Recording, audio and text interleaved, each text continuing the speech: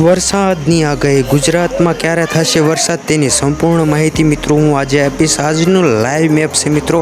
આજે કઈ રીતે વરસાદને વાતાવરણ રહેશે તો મિત્રો ગુજરાતમાં તો હાલ આછા છવાયા વાદળછાયા જોવા મળે છે, બહુ વાદળા જોવા મળતા નથી। તેના કારણે કહી શકાય છે કે ગુજરાતમાં વરસાદ થવાની શક્યતા ઓછી છે, કારણ કે આજુબાજુના વિસ્તારમાં કોઈ પણ જગ્યાએ વાદળછાયું દેખાતું નથી।